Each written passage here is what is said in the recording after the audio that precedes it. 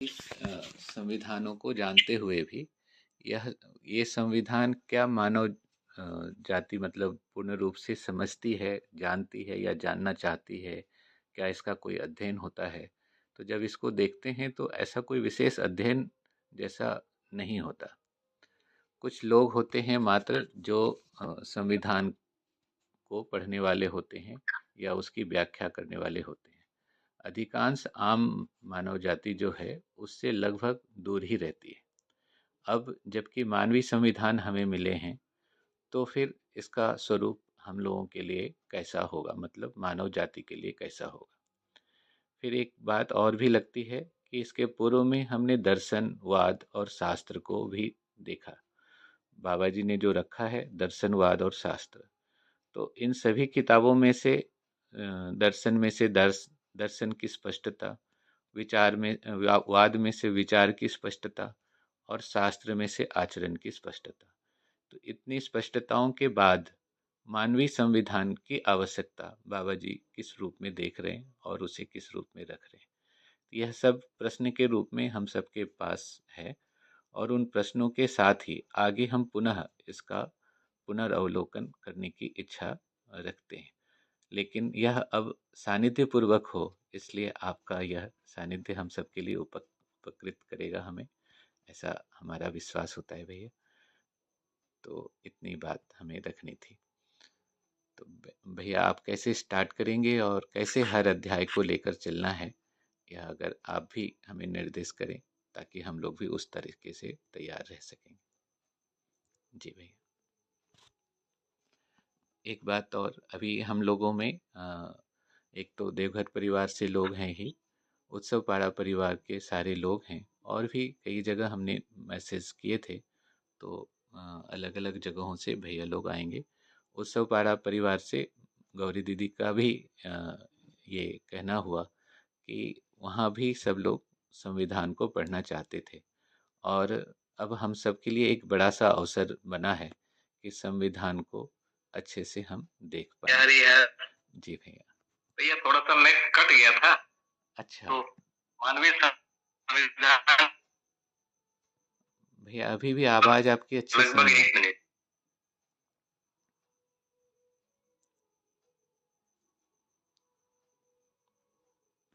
क्या करूं भैया, बस हाँ के देख भैया ठीक आ रही है आवाज आपकी? हाँ अब ठीक है भैया। और मतलब भैया जी आज अपने लिए बहुत खुशी की बात है कि आज ना राकेश गुप्ता भैया जी भी दिख रहे हैं इसमें जुड़े हुए। हाँ जी दीदी। नमस्ते सभी। नमस्ते भैया जी, नमस्ते स्वागत भैया। है भैया जी आपका।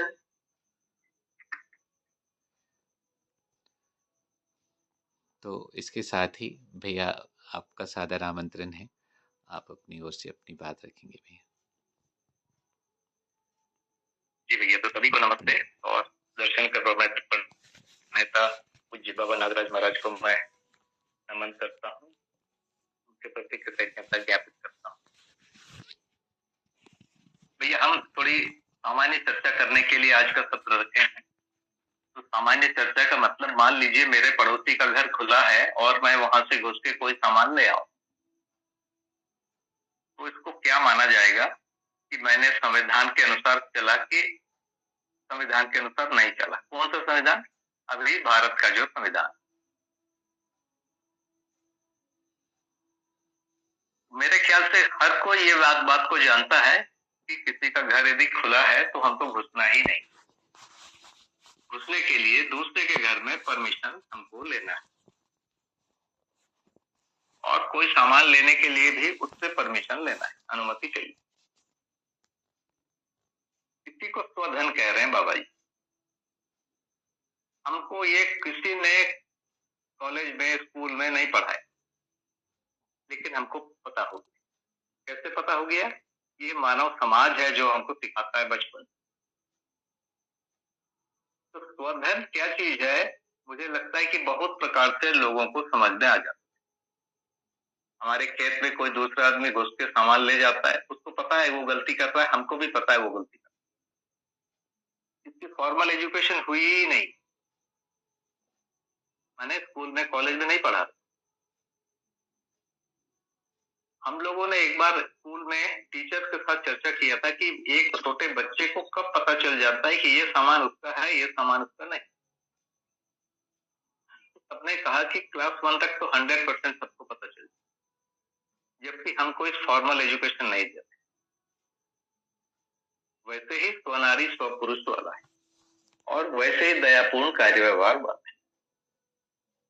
तो इसी को बाबा जी लिख के बता रहे हैं और इसके छोटे छोटे रेशे हैं।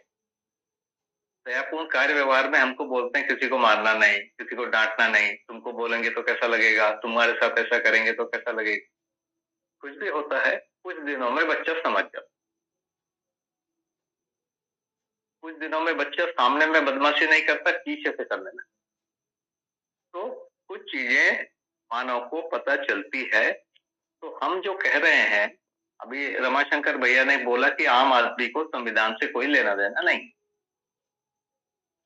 मैं इस जो मान्यता है इस पर ही बात करना चाहता हूँ कि हर आदमी को संविधान से मतलब है। हम कुछ भी कर रहे हैं या फिर वो संवैधानिक है या संवैधानिक नहीं। जैसे मैं सुबह 4 बजे उठता हूँ, अपना कुछ काम करता हूँ, क्या ये संवैधानिक है या नहीं? तो मेरे घर वालों की इससे सहमति, मेरे परिवार में जो लोग रहते हैं। कई बच्चे रात को देर तक पढ़ना चाहते हैं, माता पिता बोलते हैं नहीं बेटा रात को नहीं पढ़ो, बस बज गया, इतना समय हो गया, सो जाओ, अब आप सुबह उठो।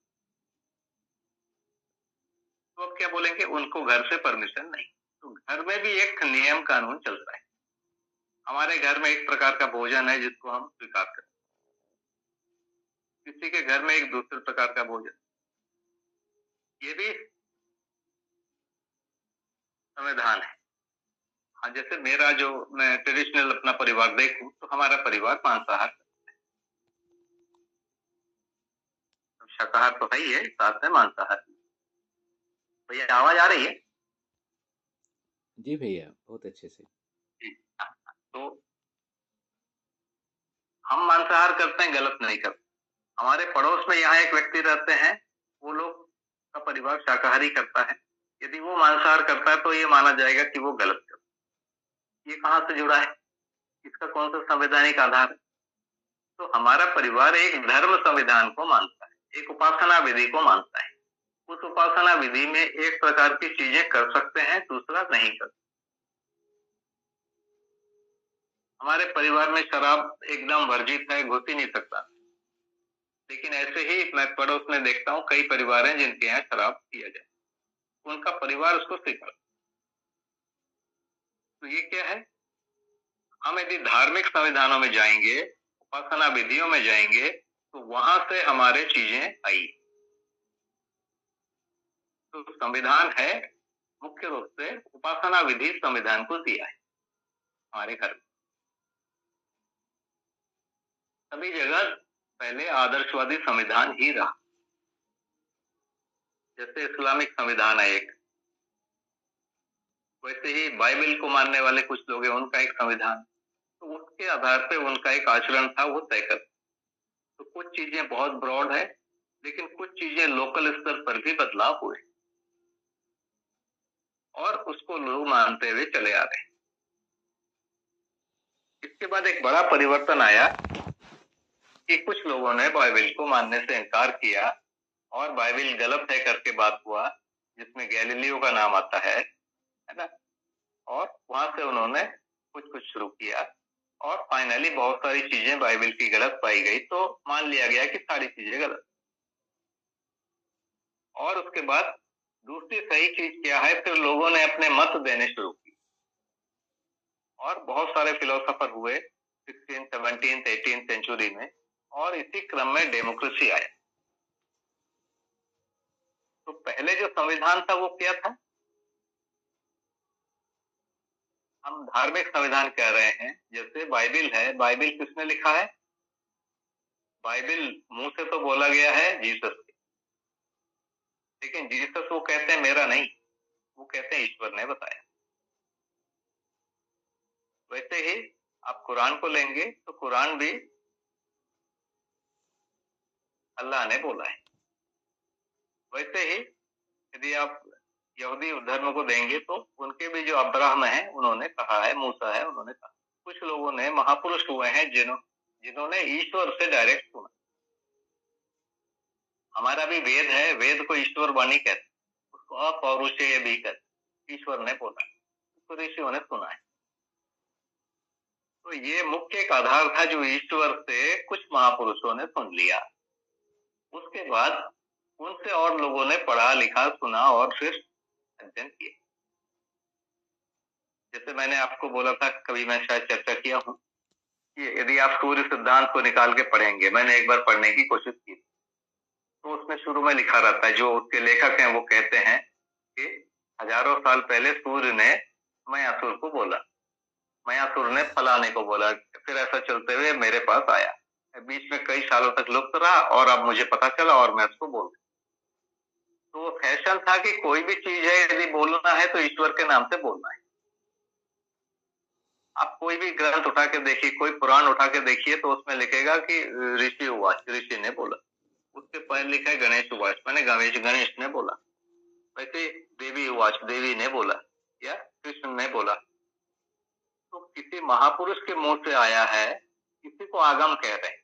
जो आगम जो शब्द है किसी ज्ञानी से, ईश्वर से आया, या जो सिद्ध महात्मा है जिसको आप पुरुष बोल रहे हैं उनसे आया, वही प्रमाण, और वही फिर हमारे संविधान का, ज्ञान का आधार हुआ।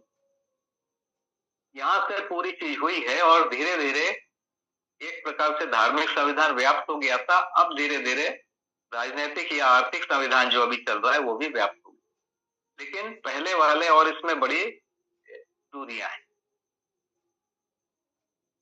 स्वधन केस में भी, जैसे मैं जिस परिवार परंपरा में हूँ, यदि मैं अपने घर में बोलूं कि मैं शराब का बिजनेस करना चाहता हूँ, तो मेरे घर वाले बोलेंगे क्यों यार, पूर्वजों की नाक कटा रहा है, और कुछ कर लेना भाई, और कुछ नहीं मिलता है।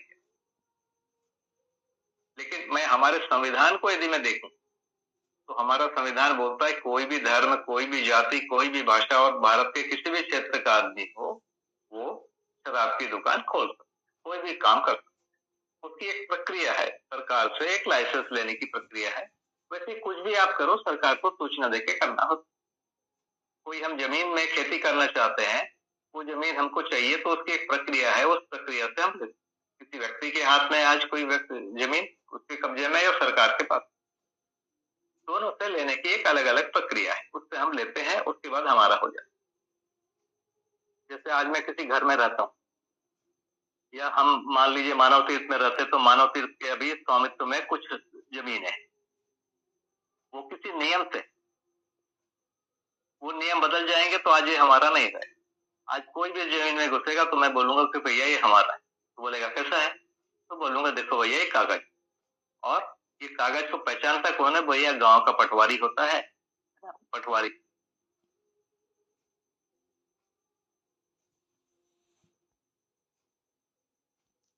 भैया आवाज चली गई।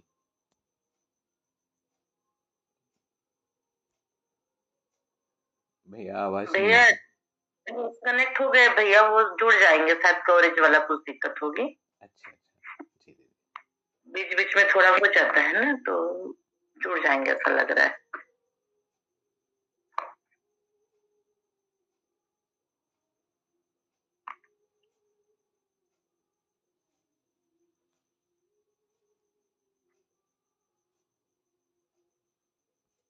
या एक बार फोन करें। हाँ जुड़ गए, आ गए भैया जी। भैया कहाँ से बाहर हो गया था बताइए थोड़ा। भैया जमीन पटवारी जानता है। अच्छा, तो ये जो विधि है, तो हम सब लोग संविधान से, अभी वाले संविधान से जुड़े हुए हैं और पुराने वाले संविधान से भी जुड़े। इन दोनों में कहीं कहीं दूरियां हैं, कहीं कहीं दूरियां नहीं, और उसके कारण कुछ क्लेश भी होता है। जैसे विवाह वाले चीजों में, हम जैसा विवाह करते थे, हमारा जो परंपरागत विवाह का सिस्टम था, यदि 100 साल पहले जाऊं तो लड़का लड़की को नहीं देखता, माता पिता या माता पिता तुल्य व्यक्ति वर के लिए वधू, वधू के लिए वर चुनते, और उसके बाद फिर उनको बोला जाता था वो स्वीकार कर ले। थोड़ा सा बदलाव हुआ। जो मॉडर्निटी का प्रभाव है उसमें है कि हर लड़का हर लड़की को चुन सकता है यदि कोई एडल्ट हो गया। अब ये नई बात हो गई जो हमारे धार्मिक संविधानों में नहीं, हमारे, लेकिन आदिवासी संप्रदाय में जाएंगे तो धार्मिक संविधानों का अलग, वो लोग चुनते हैं ना। तो हम सभी के अलग अलग धार्मिक संविधान हैं और राजनीतिक संविधान भी अभी भी कुछ कुछ भिन्न है। अभी जो बार बार प्रयास हो रहा है कि भारत का एक संविधान होना चाहिए, संविधान में ऐसा लिखा गया है ना, तो जो यूनिफॉर्म सिविल कोड की बात बीच बीच में उठ रही है, वो भी यही है कि संविधान में लिखा हुआ है कि पूरे देश के लिए एक संविधान होगा कि अलग होगा। हमारे इसमें मुख्य रूप से मनु धर्म शास्त्र को मानते हैं, उसमें 4 वर्ण है, 4 आश्रम है और चारों के लिए अलग अलग संविधान लिखा हुआ है। तो प्रॉब्लम वहीं से पैदा हो गई।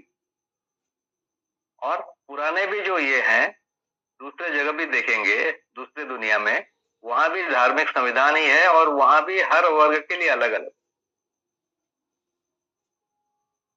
जैसे वॉरियर क्लास है उसका अलग संविधान है, बिजनेस क्लास है उसका अलग संविधान है, और सेवक हैं उसके अलग संविधान पहले से। तो हम कोशिश कर रहे हैं कि हर एक के लिए एक संविधान हो, और जब से डेमोक्रेसी आई इन लोगों ने सबके लिए एक संविधान की बात किया।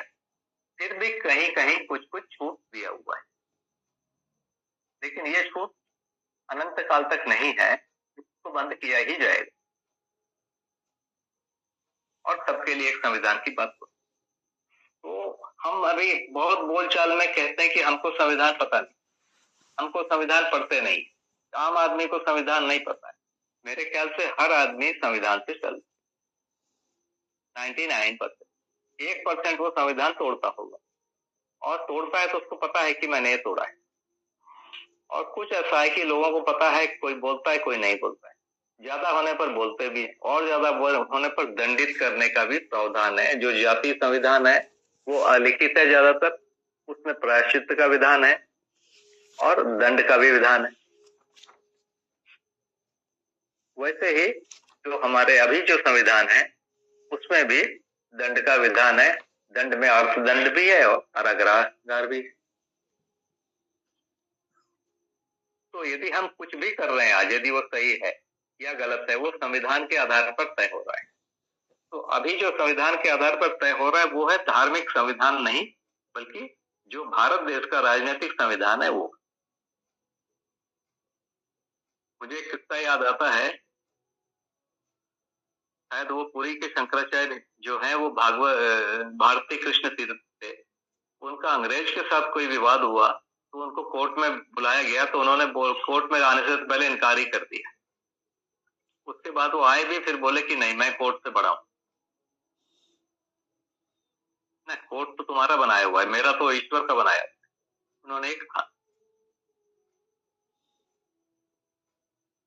अभी भी ऐसे ही अलग अलग जगह लड़ाइयां होती। मुझे एक अच्छा से याद आता है कि यूपी विधानसभा में कुछ दल बदल कानून के हिसाब से कोई एक पार्टी में टूट हुई और वो दूसरी पार्टी में मिल गई।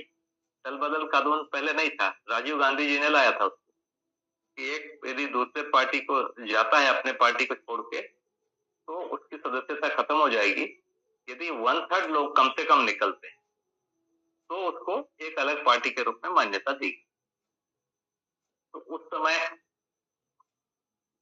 जो उत्तर प्रदेश विधानसभा में जो वहां के ये होते हैं विधानसभा अध्यक्ष, उन्होंने कोई प्रस्ताव पारित किया, उसको लेकर लोग चले गए हाई कोर्ट में, उससे असहमत। हाई कोर्ट ने कुछ और कानून बोला, कुछ और व्यवस्था दी। उन्होंने मना कर दिया कि मैं हाई कोर्ट का नहीं मानूंगा, मैं उससे बड़ा हूं। तो जो यदि आप देखेंगे भारत के संविधान के ढांचे में जो स्पीकर है सबसे बड़े हमारे यहाँ तो राष्ट्रपति हैं। राष्ट्रपति से नीचे जो है वो स्पीकर होते हैं, वो पूरी लोकसभा के अध्यक्ष हैं जो कानून बनाती। उसके बाद फिर आते हैं चीफ जस्टिस, और उसके बाद आते हैं फिर प्रधानमंत्री। तो इस ढंग से हम लोगों ने एक स्ट्रक्चर बनाया हुआ है, और उसमें कभी कभी द्वंद्व भी होता है अधिकारों को लेकर। अभी जैसे 370 एक धारा बनाई गई, उसको हटा दिया गया संसद के अनुमति से हटाया। तो अब उस पर इससे भी कुछ समय पहले अगस्त महीने में सुनवाई हुई सुप्रीम कोर्ट में, जो सबसे बड़ी बेंच होती है, जो संविधान पीठ कहते हैं। उन लोगों ने संविधान को ये चुना और कुछ कुछ तर्क दिए, तो उन्होंने साफ कहा कि हम इनको नहीं सुनेंगे, हम केवल ये देखेंगे कि संविधान की जो मूल मंशा है उसके अनुसार हुआ कि नहीं हुआ, उससे शांति हो रही है, व्यवस्था हो रही है, हम कुछ नहीं सुनेंगे। संविधान का पालन हुआ कि नहीं हुआ ये हम देखेंगे। तो इस ढंग से प्रधानमंत्री भी या संसद भी यदि कुछ अलग करता है तो हमारा जो संविधान पीठ है, जो जस्टिस वाले हैं, जो न्यायपालिका है, वो उसको देखती है, उसके बाद उसको वो अयोग्य कहेगी और उसके बाद यदि उसमें सुधार करना है तो नया कानून बनाना पड़ेगा संसद। तो संसद को नया कानून बनाने का अधिकार, जबकि धार्मिक संविधान किसी को बनाने का अधिकार ही नहीं। जैसे मान लीजिए सती प्रथा, एक प्रथा चल गई, लोग जल के वक्त उसको ना कोई तोड़ पा रहा था, ना कोई बना पा रहा था नया कानून, वो ऐसा फंस गया था। फाइनली वो जो कानून है अंग्रेजों के द्वारा टूटा है, मतलब जो राजनीतिक जो कानून है उससे उसको रोका गया। पहले पूजा पाठ होती थी, बलि होता था, पहले लोगों बच्चों की भी बलि हो जाती थी, अभी भी कभी कभी सुनने मिलता है। तो वो हमारे धार्मिक कानूनों में कहीं ना कहीं है, तब वो हो रहा है। तो अब मोटा मोटा यदि कंक्लूड करें तो हर व्यक्ति किसी न किसी धार्मिक परंपरा से जुड़ा हुआ है, उसका अपना एक संविधान है, उस संविधान को लेकर वो चल रहा है, एक तो है। और इन संविधानों में बहुत लोगों में आपस में कुछ कुछ विरोध है, क्योंकि एक धर्म संविधान और दूसरे संविधान में पूरी तरह समानताएं नहीं है, कुछ कुछ है, कुछ कुछ नहीं है। वो विरोध है, वो झगड़े हैं जो बीच बीच में दिखते। तो एक ऐसा सार्वभौम सार्वकालिक संविधान को ढूंढने की बात हुई है। तो मानव परंपरा में अभी जो डेमोक्रेटिक विधि से संसद संविधान बना रही है, संसद को संविधान बनाने का अधिकार मिला हुआ है और वो संविधान को पूरा देश मानेगा, ये स्वीकार कर लिया गया है और इस आधार पर संविधान बने हैं। इसी आधार पर संविधान में संशोधन होता है, संविधान में संशोधन होने की परंपरा, तो ये उसका बैकग्राउंड है। तो अभी हम इस देश में रहते हैं और इस देश का संविधान हमारे धर्म संविधान के ऊपर हावी हो गया है। माने अब मैं बोलता हूं कि मैं अपने धर्म का संविधान मानूंगा, इसको नहीं मानूंगा तो उसको नहीं माना जाएगा। हमारा देश का संविधान ही सर्वोपरि, उसके अंतर्गत यदि कोई धर्म संविधान आता है तो ठीक है, यदि उससे उल्टा या विपरीत कुछ बोलता है तो वो अवैध है, उसको बदलने पड़ेगा, उसमें दंडित करने की भी प्रावधान होगी। आज का स्टेटस ये है और यही स्टेटस धीरे धीरे बढ़ेगा। इसी प्रकार जो हम अब यूनाइटेड नेशन एक ऑर्गेनाइजेशन बना है यूएनओ, वो भी पूरी दुनिया के लिए एक कानून बना के रखी हुई, वो भी कहीं ना कहीं कुछ न कुछ गड़बड़ी होता है तो वो नोटिस देती है, हस्तक्षेप करती है। पूरे उसने बनाया है, कैसे उसको पूरी दुनिया ने मान्यता दिया है, बनाओ, तो उसका एक संविधान है। वो संविधान को लोग मानते हैं, लेकिन वो उसके पास वैसा लागू करने के लिए कोई पावर वैसा नहीं है जिसके आधार पर हम वो दंडित कर सकते हैं। अभी वो नहीं हो सकता है, आगे आ भी जाए। तो एक सार्वभौम संविधान की कामना हर मनुष्य को है, हर मनुष्य के लिए एक संविधान चाहिए और वो संविधान क्या होगा उसके लिए हर मनुष्य को समझना भी पड़ेगा। अभी हम दो संविधान में कम से कम फंसे हुए हैं। अपना एक धार्मिक संविधान, हर व्यक्ति का अपना परिवार से जो आया है, और दूसरा परिवार या समुदाय का जो है, दूसरा जो भारत देश का संविधान, क्योंकि हम लोग समुदाय में रहते हैं तो समुदाय की भी माननी पड़ती है और कुछ भारत देश की भी माननी पड़ती है। कहीं कहीं पर क्लैश नहीं है तो वहां पर कोई बात नहीं है, कहीं कहीं पर क्लैश है तो वहां पर थोड़ा सा कष्ट। जैसे मांसाहार जो है हमारा संविधान मानता है, लेकिन हमारा संविधान बोलता है यदि आप शेर को नहीं खा सकते, आप हिरण को नहीं खा सकते, वन्य जीव अधिनियम है उसको नहीं खा सकते। वैसे हमारा संविधान कई राज्यों में गाय को नहीं खा सकता बोलते हैं, ऐसा हमने बना दिया। अब लोग पूछेंगे भाई गाय को खा सकते हो, बकरी ने कौन सा गुनाह किया भाई? शेर को आपने छोड़ दिया, हिरण को छोड़ दिया, बकरी को क्यों छोड़ दिया है ना, या भेड़ को क्यों छोड़ दिया? तो ये चीजें आगे और आएंगी, और इस रास्ते पे यदि हम चलेंगे तो ये रास्ता शाकाहार तक ही जाएगा। भाई क्या गलती है बताइए ना, बकरे की या खरगोश हम खाते? तो एक जो आवश्यकता है एक सार्वभौम समाज की है और सार्वभौम संविधान की। तो ये जब आप मध्यस्थ दर्शन को पढ़ने जाते हैं तो मध्यस्थ दर्शन अखंड समाज और सार्वभौम व्यवस्था की बात करता है। ये तभी संभव है जब उसका एक अलग संविधान भी।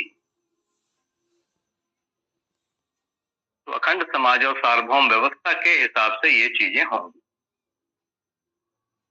तो एक इसका आधार को मैंने निवेदन करने की कोशिश किया कि हर व्यक्ति संविधान से जुड़ा हुआ है, और वो दोनों संविधान हो गया आज की डेट में, धार्मिक संविधान और आर्थिक जो राजनीतिक संविधान है, इन दोनों में कहीं कहीं मतभेद है। इसके आधार पर हर व्यक्ति में थोड़ा बहुत अंतर्द्वंद होता है, और ये अंतर्द्वंद को दूर करना एक आवश्यक।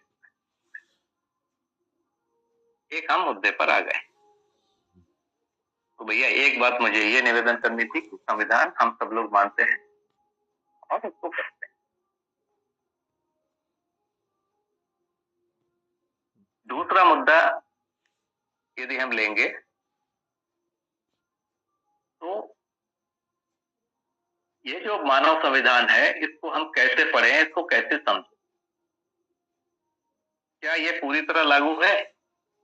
आज ये लागू ही नहीं। कुछ भाग, अब इसका भी कुछ भाग ऐसा है जो आज लागू है।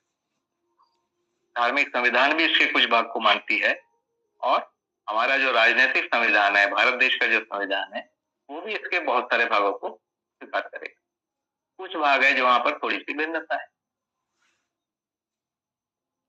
लेकिन यदि हम इस संविधान को मानते हैं तो मतलब मध्यस्थ दर्शन के संविधान को मानते हैं तो हमारा जो राजनीतिक संविधान किसी चीज को विरोध ही नहीं करे।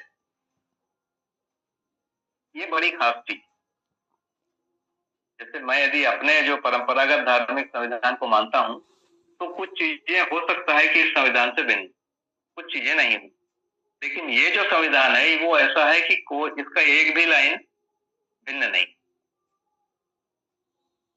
जैसे शाकाहार करेंगे तो हमारा संविधान शाकाहार करने पर रोक नहीं लगाया। हमारा संविधान छूट दिया है कि आप शाकाहार मांसाहार कर सकते हो दोनों। मांसाहार में इनको नहीं खाओगे वो उन्होंने चिन्हित कर दिया।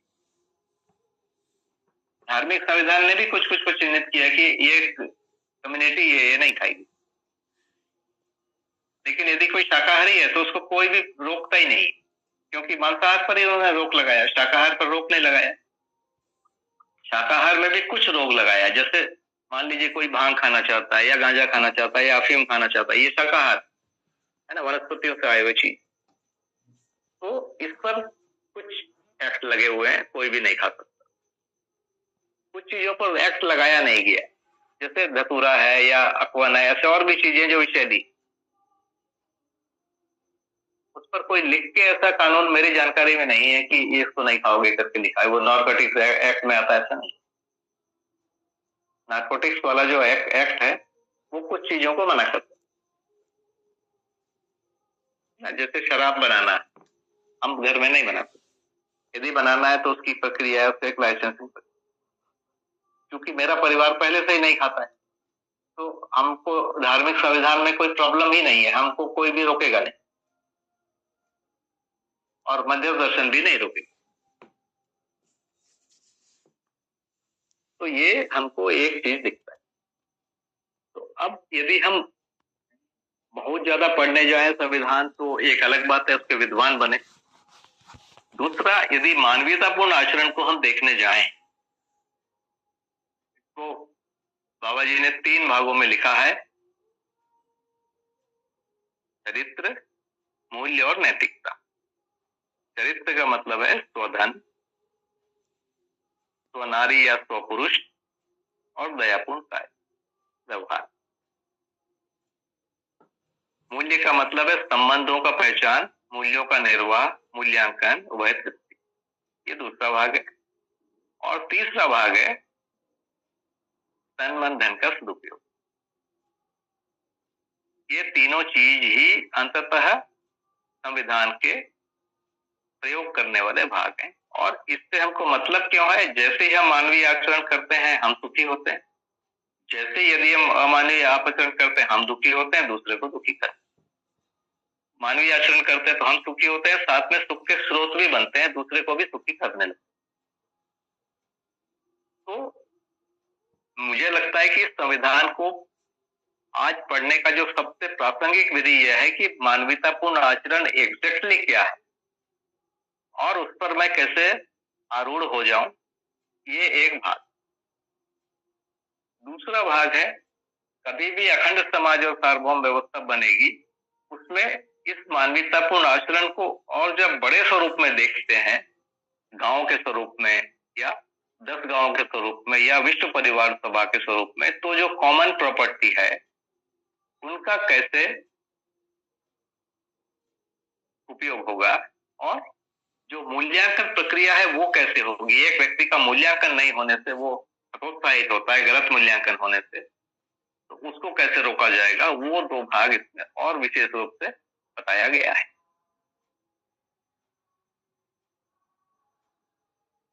तो इन दोनों पर मतलब स्वधन, स्वनारी, स्वपुरुष, दयापूर्ण कार्य की व्याख्या कर लें। फिर से एक निवेदन करूंगा कि मान लीजिए हम इस पर आगे बढ़ रहे हैं तो क्या होता है, तो जैसे ही हम जागृति के रास्ते में आगे चलते हैं तो आप मानव व्यवहार दर्शन के अध्याय 17 में देखेंगे, उसमें लिखा हुआ है अपराध के अभाव में आशा का प्रत्यावर्तन, अन्याय के अभाव में विचार का प्रत्यावर्तन, आसक्ति के अभाव में इच्छा का प्रत्यावर्तन। उसके बाद आगे लिखा है अपराधहीन व्यवहार के लिए व्यवस्था का दबाव एवं प्रभाव चाहिए, अन्यायहीन आचरण के लिए सामाजिक आचरण का दबाव चाहिए, और आसक्ति रहित इच्छा के लिए अध्ययन और संस्कारों का दबाव चाहिए, ये लिखा हुआ। तो पहला जो कदम है वो अपराधहीन व्यवहार है। अपराध माने पर धन, पर नारी, पर पुरुष, पर पीड़ा। अपराधहीन व्यवहार माने स्वधन, स्वनारी, स्वपुरुष, दयापूर्ण कार्य। यदि इसको कोई भी कर लेगा तो ऑटोमेटिकली अपने आप उसका जो मन है वृत्ति के नियंत्रण में आ।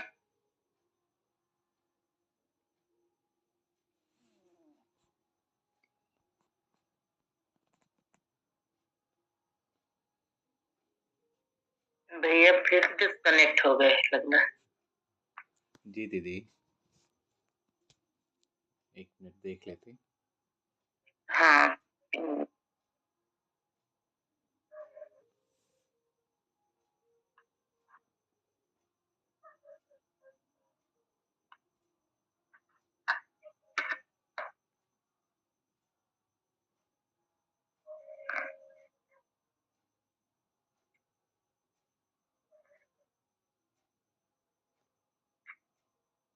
बहुत बढ़िया भैया जी ने पृष्ठभूमि रख दी।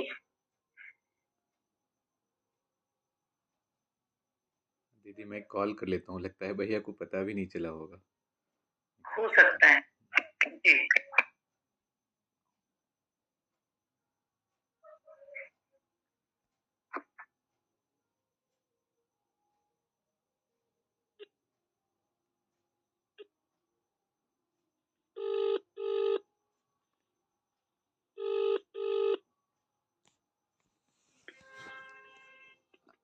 हाँ भैया, आप डिस्कनेक्ट हो गए। जी भैया। ये जो है हर रविवार को 5 से 6 में होगा भैया के साथ संवाद, और जिसमें संविधान का जैसे एक अध्याय हम पढ़ के आएंगे और उसमें जो भी जिज्ञासा है वो हम भैया से पूछ सकते हैं। तो ये सभी के लिए एक अवसर है साथ साथ संविधान को पढ़ने और समझने का। भैया जुड़ गए हैं। जी जी नमस्ते। जी भैया जी।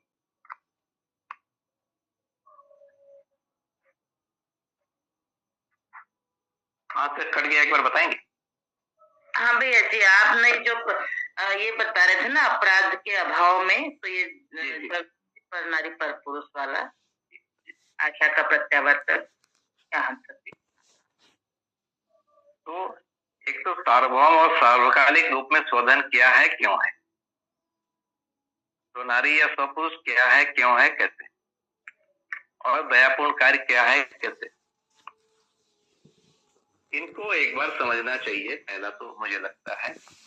उसके आगे संबंधों की पहचान के लिए चर्चा करनी चाहिए, और उसके आगे तन मन धन का सदुपयोग क्या है। अब देखिए ना, घर में कोई बहुत देर तक बैठा रहता है तो लोग माँ बाप बोलते हैं क्यों है बैठा हुआ है, कुछ कर भाई जा, कम से कम खेल। कोई सोया है तो उसको मना करते हैं क्यों सो रहा है, क्यों? क्योंकि सोना मन है, तन मन धन का सदुपयोग नहीं होता। तन मन धन का सदुपयोग करना पड़ेगा। तन के सदुपयोग के लिए बहुत सारी नीतियां बनी हुई है ना। इसी प्रकार धन के सदुपयोग की नीति बनी हुई। धन का सदुपयोग बोला गया, संग्रह कभी भी अच्छा नहीं माना गया है भारतीय परंपरा, लेकिन हमारा राजनीतिक संविधान बोलता है संग्रह कर, संग्रह को अच्छा मानता है। फिर संग्रह को दूसरे प्रकार से इन्होंने बदल दिया।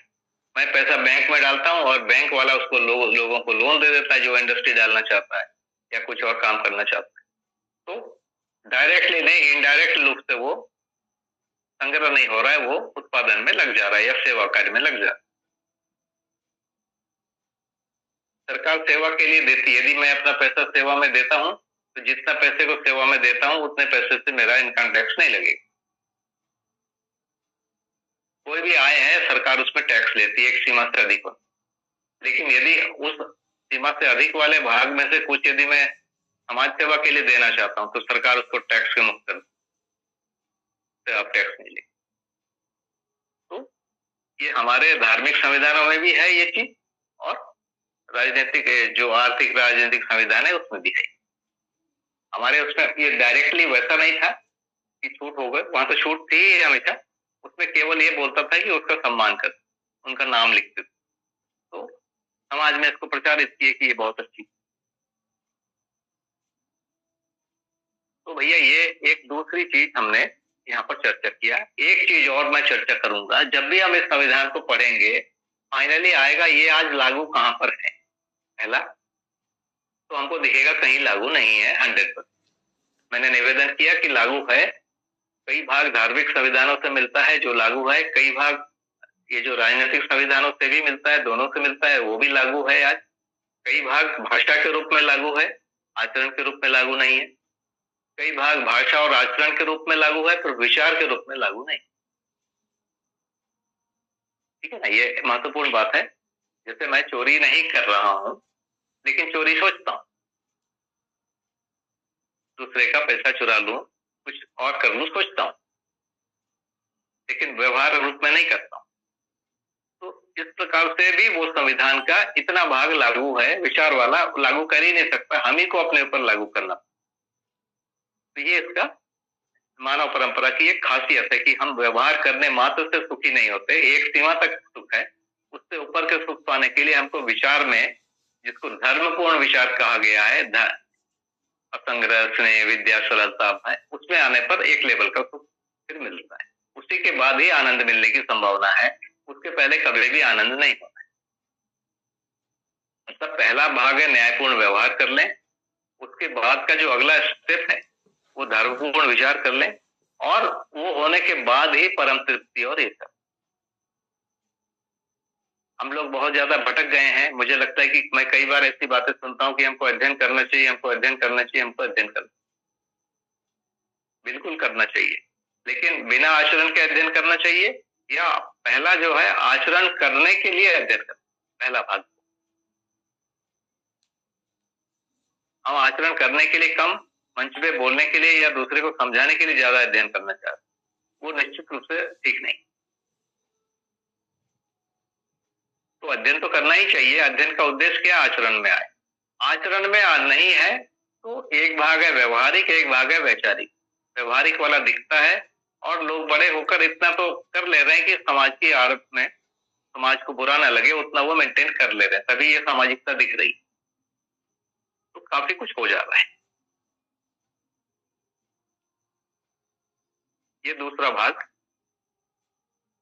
तीसरा भाग में जो इम्प्लीमेंटेशन की बात हो रही, इम्प्लीमेंटेशन माने वैसा समाज तो 100% दिखता नहीं है, और ऐसे यदि हम छोटे मोटे जैसे मान लीजिए लाभ हानि मुक्त विनिमय की बात करें, तो लाभ हानि मुक्त विनिमय में किसी चीज का जो मूल्यांकन प्रक्रिया कैसे हो, वो थोड़ी टेढ़ी खीर है जो इस समय प्रैक्टिकली संभव नहीं। जैसे एक व्यक्ति मान लीजिए शराब का व्यापार करता है और उसके पास पैसा, और मैं खेती करके करता हूं, तो इन दोनों में विनिमय संभव नहीं है वस्तु विनिमय, क्योंकि शराब तो उस ढंग से उपयोगी नहीं है। वैसे और भी बहुत सारी चीजें जैसे कृषि और उद्योग की चीजों में हम करेंगे वो नहीं हो पाता है। वैसे एक व्यक्ति को कितना सैलरी मिलेगा पर डे का, मैं जब बाजार में जाता हूं तो मैं सोचता हूं कि मेरे को 2 लाख रुपए महीने की जॉब मिले, लेकिन जब मैं किसी को रखने की सोचता हूं तो मैं सोचता हूं कि उसको कम से कम दो, तो मेरे लिए स्टैंडर्ड अलग। बाजार में जाता हूं तो मैं चाहता हूं ऑर्गेनिक मिले, और ऑर्गेनिक का रेट जितना है उतना मैं देने को बोलता हूं कि बहुत ज्यादा ले रहे हो यार, कहां से कर। जब मैं अपना बना के बेचता हूं तो लोग को मैं नहीं बोलता हूं, मैं तो अपना ज्यादा रखना चाहता हूं। तो ये जो है मैंने किसी चीज का रेट ज्यादा रखा, मतलब जितना श्रम मूल्य आता है उससे भी ज्यादा रखा, तो लाभ मानसिकता यहाँ भी गई नहीं। और जब दूसरा कोई रेट रखा है उसको मैं नहीं मानता हूँ और मैं कम लेना चाहता हूँ, यहाँ भी लाभ मानसिकता है। तो प्रीहित लाभ मानसिकता पर एक प्रकार से हमको विजय प्राप्त करना पड़ेगा, तभी हम इधर उतर पाएंगे, नहीं तो ये इम्प्लीमेंट ही नहीं। तो एक बड़ी भारी चुनौती आएगी कम से कम वस्तु के विनिमय। अभी हम कोई भी वस्तु का उत्पादन कर रहे हैं, क्यों? विनिमय के लिए, अपने लिए नहीं कर। इसका उत्तर क्या है? हम अपने लिए करें कुछ भाग, बाकी जैसा चल रहा है अभी चलने दो भैया। कुछ भाग अपने लिए शुरू कर दो, थोड़ा आधा घंटा समय मिलता है, 1 घंटा समय मिलता है, 2 घंटा समय मिलता है, हम कोई एक उत्पादन में अपना समय लगे। कुछ हो सकता है कि मान लीजिए मेरे पास पैसा है और कोई एक व्यक्ति उत्पादन करने में सक्षम दिखता है, उसका मन भी है, उसके पास अवसर भी है, तो मैं उसके साथ एक कोलैबोरेशन कर लूं, उनके साथ कोई भागीदारी जोड़ लूं कि भाई चलो ये ऐसा करो तुम करो। वहां पर पता चलेगा कि हम कितना एक दूसरे पर विश्वास करते। ये 2 रास्ते हैं कर सकते। हम लोगों ने तीसरा एक रास्ता यहाँ चुना है, उसका मैं यहाँ जिक्र कर देना चाहता हूँ, मेरे ख्याल से अप्रासंगिक नहीं होगा।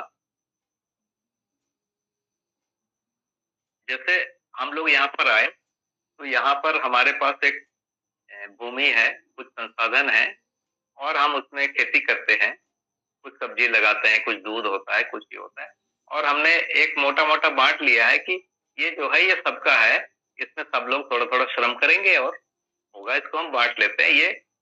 और हम लोग जो यहाँ के परिवार रहते हैं, यहाँ से हम कोई सैलरी नहीं लेते, ये जो है ये लेते हैं। जैसे चावल होता है, गेहूं होता है, जो होता है वो लेते हैं, दूध होता है वो लेते हैं, और उसका एक सीमा भी है, वो ले लेते हैं। लेकिन और जो ज्यादा होता है उसको हम बेचते नहीं। जैसे सब्जी होती है, हमारे यहाँ बहुत सारे स्टूडेंट भी रहते हैं, स्कूल के भी हैं, तो हम अपने खाने के लिए कर रहे हैं। हमने पहले ऑर्गेनिक करने की कोशिश किया, उसमें बड़ी प्रॉब्लम आई है ना, और उसके बाद फिर अभी हम रासायनिक खाद का भी थोड़ा बहुत प्रयोग करते हैं, ऑर्गेनिक तो करते ही हैं। उसके बाद भी हमारा उत्पादन बाहर की तुलना में मैं सोचता हूँ कि 25% है या 50 है किसी जगह पर। लेकिन यदि हो रहा है तो हम इसको बेच नहीं सकते, माने हम लाभोन्माद में नहीं गए। अधिक जो हो रहा है, हमारी आवश्यकता का उत्पादन अभी हम कर ही नहीं पा रहे, हमारी आवश्यकता से कम है। जैसे दूध है, हमारी आवश्यकता से शायद थोड़ा सा ज्यादा है, हम लोग उसको पी। हेलो हेलो, हाँ जी हेलो। सदन भैया प्रणाम, नमस्कार हरिहर। नमस्कार भैया। हाँ भैया जी, इसमें मानव का लगातार देखेंगे इतिहास उठा के, तो इतिहास में विकास ही होता है, कहीं पर ह्रास नहीं आता। ह्रास हम लोग जो देखते हैं वो उनके गुणों के संदर्भ में है। तो भैया एक बात ये समझ में आता है कि जैसे 200 साल पहले तक पूरे मतलब देश में युद्ध की स्थिति जो राजाओं के बीच में होता था, तो आज प्रजातंत्र लागू हो गया है। राजा का बेटा राजा की जगह, आज प्रजातंत्र चुने हुए सरकार ना, जो जनता के लिए, जनता के द्वारा है ना, प्रजातंत्र है, लोकतंत्र है। तो सत्ता का विकेंद्रीकरण हुआ है। मेरा प्रश्न ये है कि सत्ता का विकेंद्रीकरण हुआ, लेकिन ये जो संविधान है, संविधान कहीं कहीं मान्यता में, बहुत कुछ मान्यता में है अभी भी है, और संस्था जैसे धार्मिक वगैरह जो बात करते हैं उसमें भी है।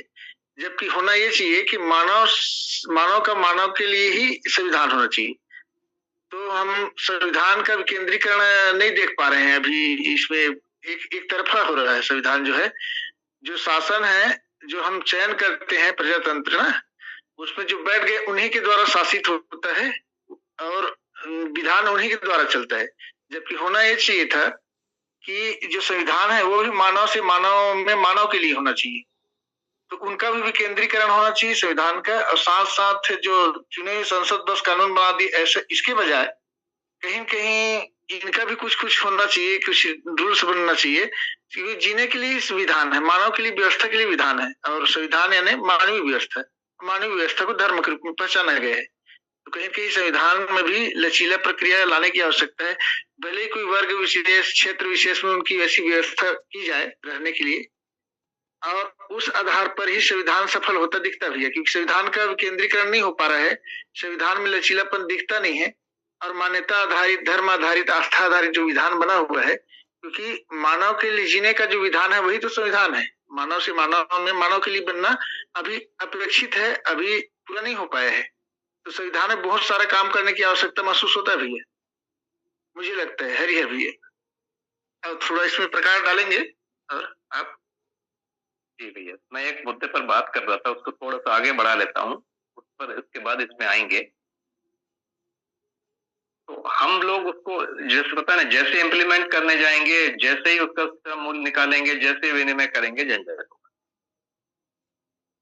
है ना। लोग हमको बोलेंगे तुम तो लाभोन्मत्त। तो हम लोग क्या कर रहे हैं, हम लोग आवश्यकता से अधिक उत्पादन कर ही नहीं पा रहे हैं कि विनिमय करना पड़े। हम विनिमय कर ही नहीं पा रहे, हमारे पास हो ही रहा है कम। तो हम उत्पादन को बढ़ाने में लगे हुए, लेकिन हमको कुछ चीजें तो बाहर से लेनी ही पड़ती। मैं सोचता हूँ कि 90% चीज बाहर से लेते हैं, 10% ही हम उत्पादन करेंगे।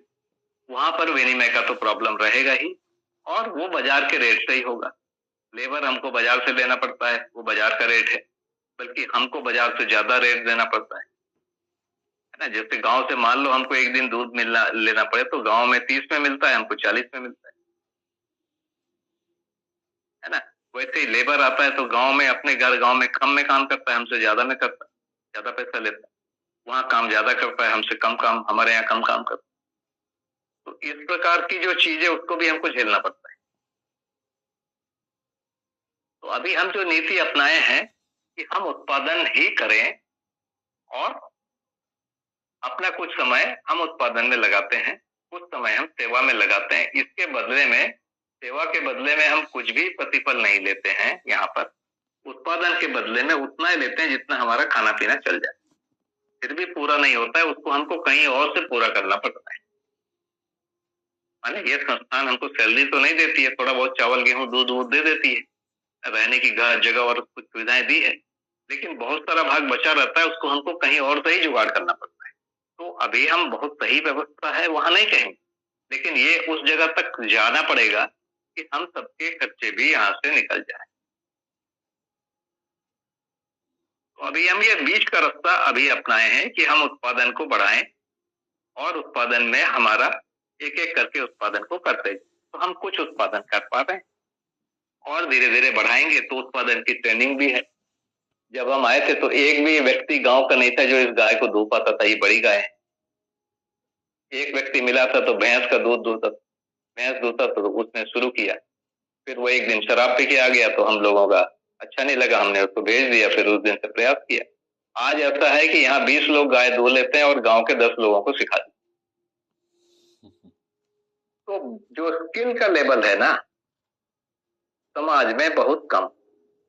और बहुत मजे की बात है, थोड़ा बुरा लगेगा, विद्या परिवार में मैं ये नहीं सुनता हूँ कि स्किल सीखने के लिए कोई रुझान है। खासकर इस विद्या को, इस प्रकार के स्किल को सीखना ही नहीं चाहता है, ना अपने बच्चों को सिखाना चाहता।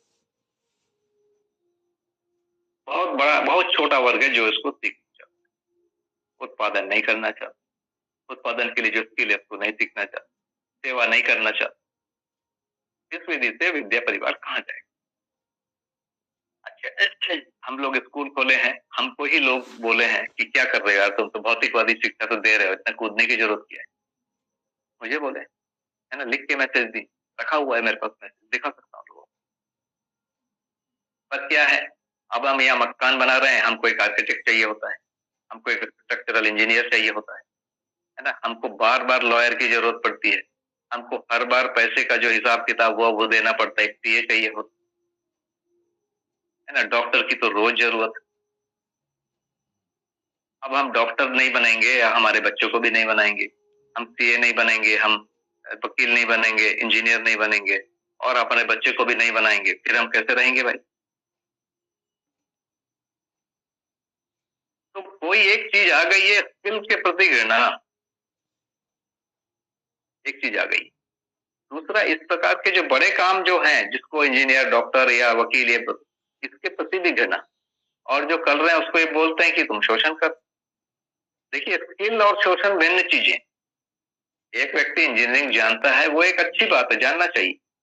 वो शोषण करता है, वो गलत। वैसे कोई डॉक्टर है, वो अच्छी बात, जरूरी है।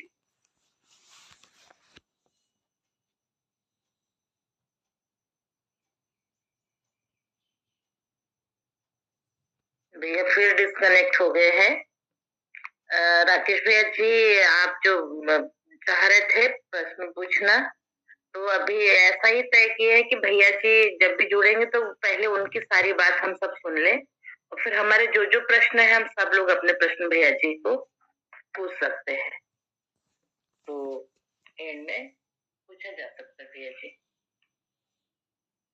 ठीक है राकेश भैया जी? जी दीदी, मैं वो थोड़ा सा प्रश्न भी था।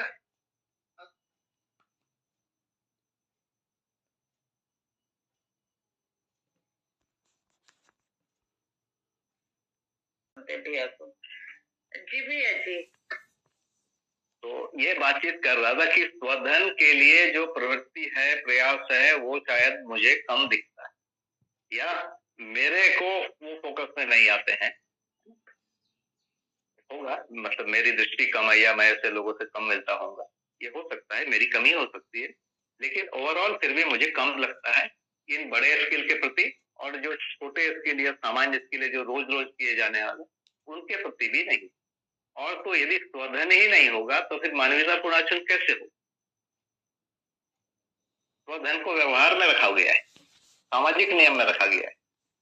धन जो है भौतिक वस्तु है, लेकिन उसको सामाजिक नियम में रखें बाबा। तो धन के साथ विनिमय और वितरण दोनों है। परिवार में जो है वो वितरण है, सेवा है, और परिवार के बाहर उसके लिए विनिमय। विनिमय में ही हमको लाभ हानि मुक्त मानसिकता युक्त है या मुक्त है पता चलता है, नहीं तो पता भी नहीं चलेगा। संग्रह है तो भी पता चलता है ये लाभ वाला ही है। तो जब हम इसकी बात कर रहे हैं, जैसे ही हम इस विधि से जीने की कोशिश करेंगे, वैसे ही हमारे साथ ये सारी चीजें आई।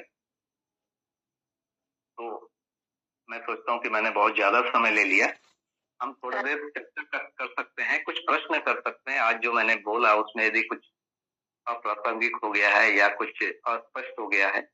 भैया जी एक बात पहले मैं बता दूं, आप जब डिस्कनेक्ट हुए थे ना, उस समय में आप ये बात कर रहे थे कि ये जो सीए, इंजीनियर, डॉक्टर, इनकी हमको जरूरत पड़ती है, लेकिन अभी स्किल के प्रति घृणा आ गई है। इतनी बात आपकी हुई थी और उसके बाद आप डिस्कनेक्ट हो गए थे। तो ये मतलब घृणा का मतलब है कोई अपने बच्चे, सामाजिक रूप से हम अपने बच्चे को इस काम को घृणा कर रहे हैं, लेकिन अपने बच्चे को उसी तरह बढ़ा भी रहे हैं, उसके कारण एक अंतर्द्वंद हो गया है। मैं अपने बच्चे को डॉक्टर, इंजीनियर कुछ बनने बोलता हूँ, लेकिन समाज में बोलता हूँ ये बेकार है, ये थोड़ी चलेगा। जबकि मेरे हिसाब से डॉक्टर, इंजीनियर तो चाहिए ही ना समाज में। तो यदि चाहिए तो फिर उसको बोला जाए, उसको बनाने में क्यों हम रोकें? और हर प्रकार के काम चाहिए। ठीक है, थोड़ा समय आज थोड़ा कम बचा है, ये तो बच गया है। शंकर भैया जी आगे कंटिन्यू करेंगे इसको। भैया मेरा एक प्रश्न था, आपने जो बात कही थी, तो हम हमेशा जब बोलते हैं क्रम में मानवीयतापूर्ण आचरण को, तो मूल्य चरित्र नैतिकता इस तरह से प्रयोग करते हैं। आज मैं पहली बार सुनी आपसे, तो आपने चरित्र फिर मूल्य फिर नैतिकता कहा, तो क्या इसका कोई क्रम है? इसको मैं जानना चाह रही थी। देखिए, तो एक होगा तो दूसरा भी होगा, है ना, तीसरा भी होगा। एक तो ये तीनों अविभाज्य, पर सबसे पहले चरित्र है, स्वधन है या परधन है, स्वनारी है या परनारी है, परपुरुष है या स्वपुरुष है, और दयापूर्ण कार्य है या परक्रिया है। दोनों में से एक है ही है। तो ये नहीं होगा तो संबंधों का निर्वाह कैसे होगा, आप बताइए। यदि मैं मान लीजिए कि परधन लौट के आता हूं, तो क्या मैं अपने बच्चों से, अपने माँ पिता जैसे भाई बहन से निर्वाह करूंगा? कैसे हो? ये नवी नहीं है। वैसे कोई परनारी पर पुरुष करता है तो क्या उसका परिवार में संबंध होगा? परक्रिया करूंगा तो कैसे होगा? परपीड़ा में तो उसी को मैं गाली गलौज करने लगूंगा, मारपीट करने लगूंगा, कैसे निर्वाह होगा? बहुत सही। तो ये नहीं हो सकता। तो क्रम यदि है तो सबसे पहले अपराध का अभाव में, माने मन के और इसके स्तर पर है, तो स्वधन, स्वनारी, स्वपुरुष, दयापूर्ण कार्य, जिसको मानवीय चरित्र कह रहे हैं, या सामाजिक नियम सत्य। इसके बाद है संबंधों का निर्वाह, मूल्यों का निर्वाह, जो आ जाएगा बौद्धिक नियमों के सीमा में, ये आ जाएगा। असंग्रह, स्नेह, विद्या, सरलता, भय। तो पहला जो है सामाजिक नियम होने पर ही बौद्धिक नियम शुरू होगा। बौद्धिक नियम इसी दो भाग में आएगा, असंग्रह, स्नेह, विद्या, सरलता, भय, जो है तन मन धन का सदुपयोग और संबंधों के निर्वाह में बौद्धिक नियम स्पष्ट हो। और सामाजिक नियम स्पष्ट हुए बिना बौद्धिक नियम कैसे स्पष्ट? सही है। बौद्धिक नियम का जो व्याख्या है वो सामाजिक नियम ही है। बहुत बढ़िया भैया जी। तो रमाशंकर भैया जी आगे आप कंटिन्यू करिए। राकेश भैया जी कुछ प्रश्न पूछना चाह रहे थे, जो भी है।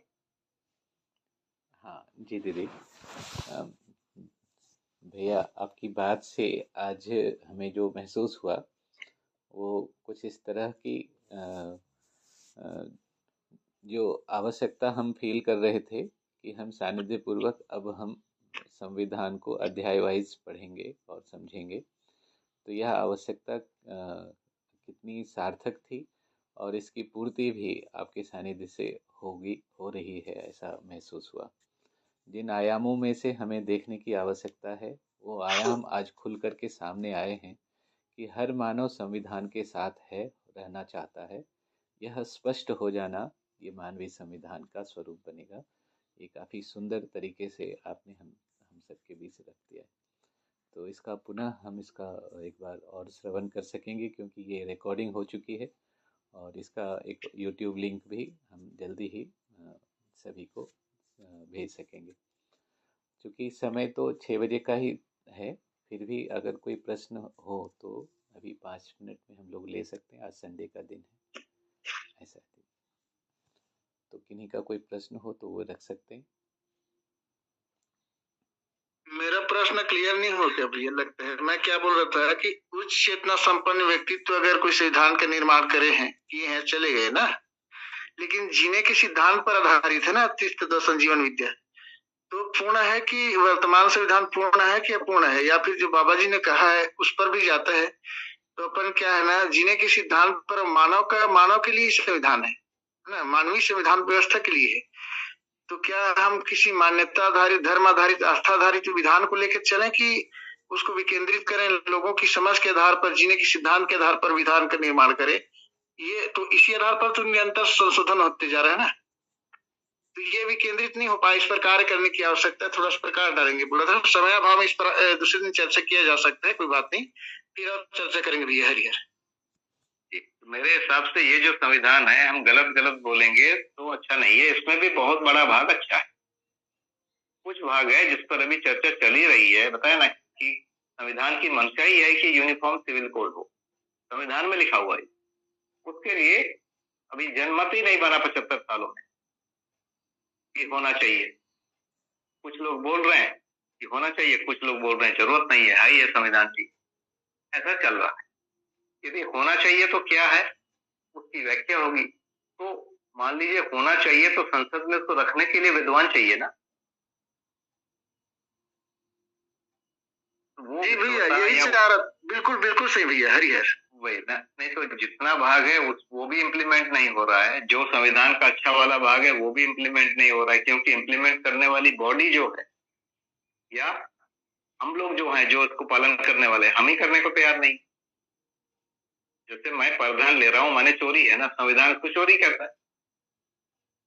मैं चोरी करता हूँ, मैं भैया, मेरे जैसा आदमी कोई चोरी करता है और उसको सजा ना मिले उसके लिए वो सोचते रहता है। तो हमारी मानसिकता में अभी नहीं है कि हम स्वधन में जिए। स्वधन में जीने की मानसिकता बनने के लिए जो शिक्षा है वो नहीं है, जो लोक शिक्षा है वो नहीं, और वैसे लोग नहीं ना। वैसे ही जैसे चोरी बताया, वैसे ही परधन, पर नारी पर पुरुष, इस टाइप की चीजों को करने के लिए, जीने के लिए लोक शिक्षा भी नहीं है, चर्चा भी नहीं। तो इसकी चर्चा के फोरम हम लोगों ने, जैसे आप लोग हमेशा चर्चा कर रहे हैं, तो एक फोरम बन गया है। मैं सोचता हूँ कि कई ऐसे फोरम है जिसमें लोग सोच रहे हैं, तो ये हम उस दिशा में आगे बढ़ रहे हैं, और आचरण में आने के बाद अब आगे बढ़ पाएंगे। नहीं तो ये चीजें केवल भाषा में रह जाएगी, आगे हम नहीं बढ़ पाएंगे। ये मेरा निवेदन, क्योंकि अभी भी हमारे देश में लड़ाई झगड़े बहुत ही कम है, काफी शांति है। माने लोग अच्छे से व्यवहार कर पा रहे हैं तब तो हो रहा है, और इसके मूल में हमारा संविधान ही है। धार्मिक संविधान का तो एक रोल रहा ही, और इस संविधान का भी रोल है, पर ये पर्याप्त नहीं है। इससे आगे बढ़ने की जरूरत है। ये सभी मानते हैं, हर राजनीतिक दल भी मानता है, संसद में भी इस पर चर्चा होती है, शिक्षाविद इस पर परेशान है, सोच रहे हैं। तो दिशा तो उस तरफ है, सब सोच रहे हैं, इसलिए सफलता भी मिलेगी। और उसकी विधि क्या है, संसद में प्रस्ताव रखे जाएंगे, संसद में उस पर चर्चा होगी, तो वो प्रस्ताव बन के जाए तब तो कोई बात होगी ना। जैसे यूनिफॉर्म सिविल कोड की बात हो रही, तो प्रस्ताव बना रहे हैं लोग, लगे हुए हैं। जी भैया, बहुत बढ़िया भैया, बहुत बढ़िया, शानदार कर सकते हैं भैया। यदि कोई प्रश्न बनते हैं तो अभी से कर लेते हैं, अगली बार तक वो प्रश्न आ जाए तो एक सत्र उस पर कर लेंगे, उसके बाद फिर इस पर आगे और संविधान पर क्रम से आगे बढ़ सकते। जी बिल्कुल भैया, हम ऐसा कर सकेंगे। तो सभी से निवेदन है कि अगर कोई प्रश्न है तो डायरेक्ट वो कैसे भेज सकते हैं।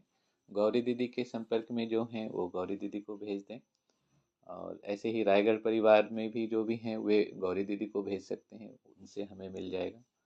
और नहीं तो हमारे संपर्क में भी जो हैं, तो इस तरह से हम अपने प्रश्न को भेज सकते हैं। अन्यथा उस दिन भी, अगले सप्ताह जब हम फिर से मिलेंगे, तो उस दिन भी हम लोग अपने प्रश्न को प्रारंभ में ही रख सकेंगे। अभी सामयिक यही है भैया कि वर्तमान संविधान के प्रति आस्था है ना, वर्तमान संविधान के प्रति सम्मान की भाव, क्योंकि ये भी पूर्णतः कोई छूता है। ये ऐसा ना होना चाहिए कि हम उपवास रख लिए 1 महीने का और पता नहीं चला कि ये तो बहुत घातक हो गया हमारे लिए। ऐसा भी नहीं होना चाहिए। लचीला प्रक्रिया, प्रजातांत्रिक जो जीने के सिद्धांत पर कार्य करता हो, जो मानव की व्यवस्था में आधारित हो, ऐसा टाइप वो चल रहा है। संशोधन भैया ने बताया, बहुत बढ़िया, बहुत अच्छा लगा भैया, हरिहर। जी तो भैया जी, राकेश भैया जी कुछ वो करना चाह रहे थे, तो थोड़ा भैया से बात कर लो। नहीं दीदी, मेरा कोई प्रश्न नहीं है, धन्यवाद। अच्छा भैया जी, आप लिखे थे चैट बॉक्स में, तो मुझे लगा शायद कुछ। ठीक है भैया जी। तो हम लोग अब अगले सप्ताह फिर से मिलने के लिए यहाँ क्लोज कर सकते हैं। भैया आपका अगर अनुमति हो तो।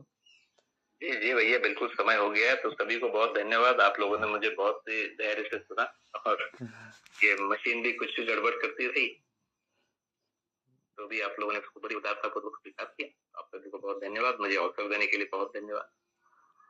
सभी को हरिहर भैया, सादर प्रणाम भैया। नमस्ते, हरिहर, नमस्ते।